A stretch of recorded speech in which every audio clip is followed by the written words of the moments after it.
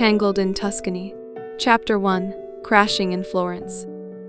Rain clung to the windows of the taxi, like tears on a mirror. Sophia Romano folded her arms across her chest, watching olive trees blur past in the wet Tuscan countryside. They were beautiful, lined in rows like careful brush strokes on a canvas, but she barely noticed. Her suitcase sat lopsided in the trunk, a button missing from its side pocket, much like the hole now burned through her life. To Luca D'Alessandro, the driver asked again, glancing into the rearview mirror as they neared a small, stone archway flanked by lavender bushes. Sophia nodded, throat tight. Her Italian was rusty, but she recognized the name well enough. It was the vineyard listed on the contract she'd signed barely a week ago. A spontaneous leap from one disaster into the unknown. She adjusted the camera bag slung across her lap like armor and tried to steady her nerves. She was supposed to be starting over, escaping, focusing on work, but Tuscany wasn't quite as soothing when your insides still felt scorched. When the car slowed and turned onto the long gravel drive, Sophia leaned forward. The vineyard spread wide and green across the valley, with rows of grapes stretching toward the hills. A faded stucco house with emerald shutters sat at the center of it all like a sleeping queen, and standing on the porch, arms folded, was a man she recognized from Google, though the photo hadn't done justice to the scowl on his face. Luca D'Alessandro. He looked exactly like the articles had described. Rugged, sun-kissed, and quietly intense. He wore a plain gray t-shirt, dark jeans, and no smile. His gaze tracked the car like a hawk. She resisted the urge to duck. Sophia stepped out, clutching her camera case and forcing a polite smile. "Hi. I'm Sophia Romano. I believe your mother, Signora D'Alessandro, arranged. I know who you are," Luca said, his English low and gruff, tinged with the kind of Italian accent most women would find intoxicating. Sophia just found it grating. He looked her up and down, not in a flirtatious way, more like he was sizing up an unwanted guest. His gaze lingered on the purple ribbon tied around her camera bag. His eyes narrowed. "You're early." She blinked. "Yes. The flight was ahead of schedule. And the driver? Marco, I think. Insisted on beating the rain." Luca didn't move from the doorway. "My mother isn't here. That's all right. I don't need a welcome parade." He stared at her a beat too long. Then, with a sigh, he turned and pushed the door open wider. "Come in." Sophia's sneakers squeaked against the terracotta tiles as she stepped inside. The house smelled of lemon oil and old books. The hallway was dim, the walls hung with black and white photographs of vineyards through the years. "This is not a hotel," Luca said, walking briskly ahead. "We have a schedule. If you're staying, you pull your weight. This isn't some luxury shoot for a fashion magazine." Sophia raised a brow. "Right. Because bringing international marketing to your family's wine business sounds just like a beach photo op for bikinis." He stopped and turned slowly. "You think you're helping us? I was invited, remember?" she said, biting the inside of her cheek. "By your mother, who reached out to my editor, who then called me. I didn't show up here with a ring light and a cappuccino." Luca didn't blink. "You're here now." "Yes," she snapped. "I am. And if this job hadn't come up when it did, I might still be home planning a wedding to a man who cheated on me with his yoga instructor." Silence settled between them, thick and uncomfortable. Luca's posture didn't soften, but something flickered in his eyes. Maybe surprise. Or curiosity. She hated that it made her feel exposed. He gestured down a side hallway. "Guest house is through there. You'll have your own entrance. My office is upstairs. Stay out of it." "Wouldn't dream of it," she said, brushing past him. The guest house was small but beautiful. Vaulted ceilings, old timber beams, and windows that opened to rolling fields. Sophia dropped her suitcase by the bed and let out the breath she'd been holding since she left Florence. This was fine. It would be fine. She just had to make it through 6 weeks in the Tuscan hills without throttling the man next door. It took a full 20 minutes for Sophia to decide whether to unpack or nap. Her stomach had other ideas. She changed into a fresh blouse, pulled her curls into a messy bun, and wandered toward the main house. Somewhere in there was a kitchen, or at the very least, espresso. She followed the sound of voices and laughter, stepping into a wide-open kitchen with hand-painted tiles and hanging copper pans. The warmth hit her first, then the smell, rosemary, garlic, and bread.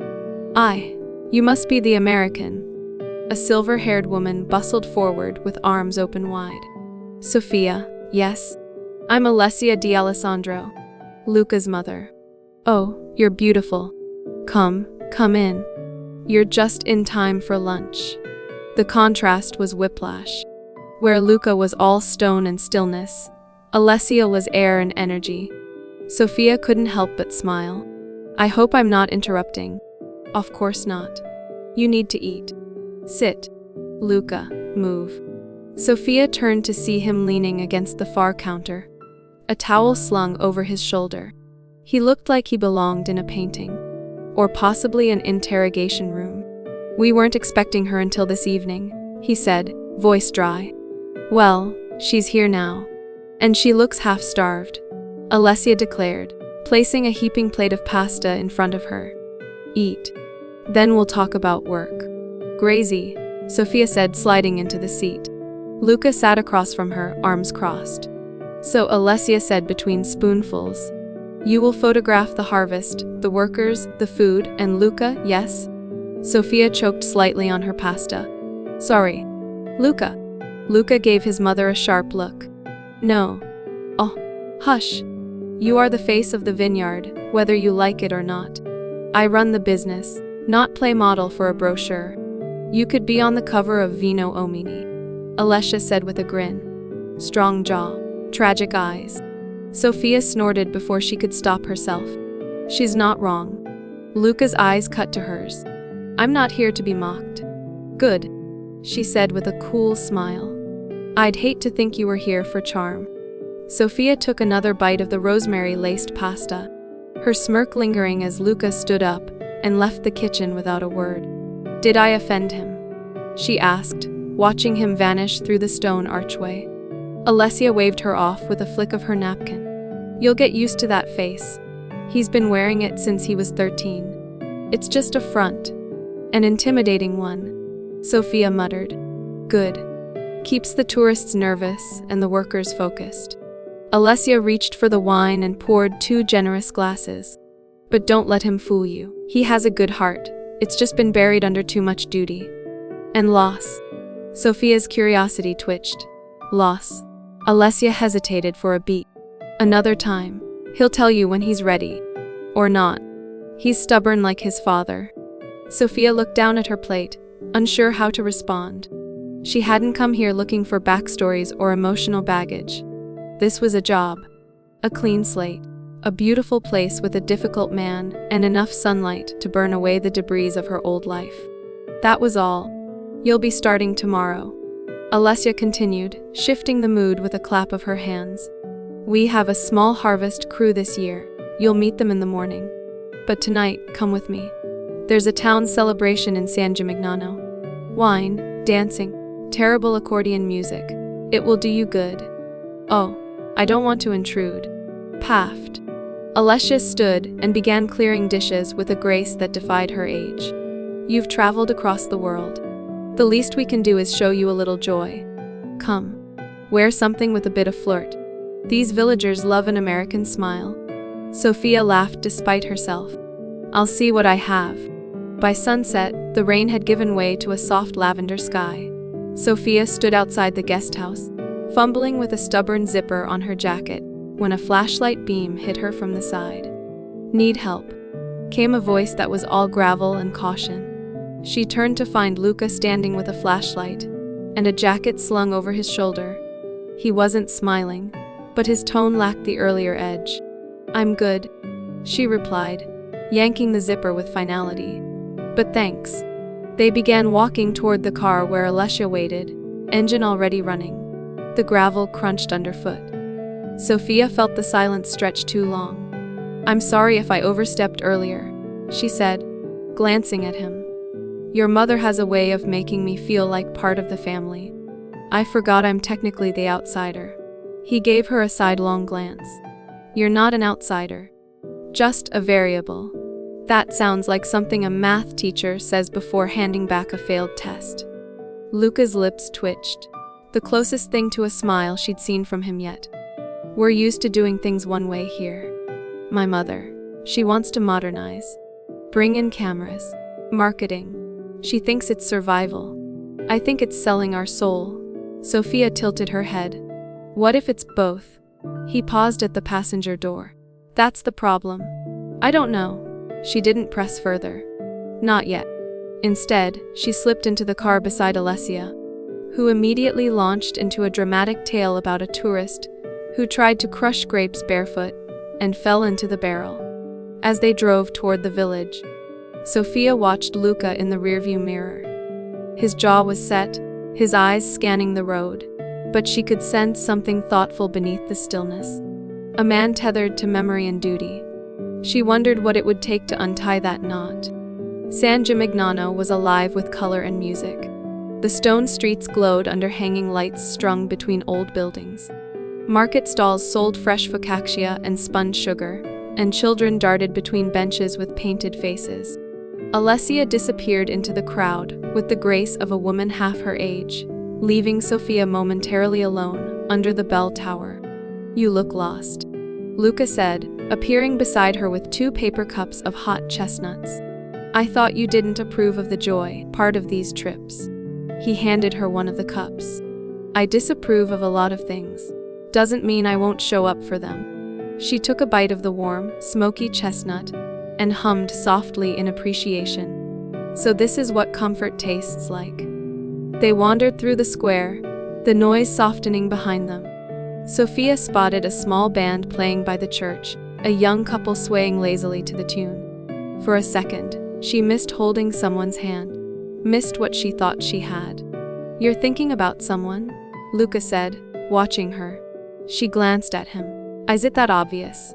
"Only because I do it too." She nodded. "Nathan. My ex. I thought I'd moved on, but I still feel stupid. For not seeing it. For believing the lies."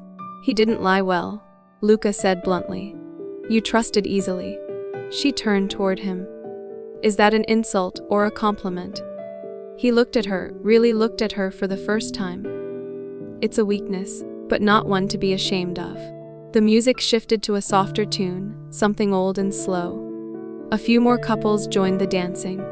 Without warning, Luca offered his hand.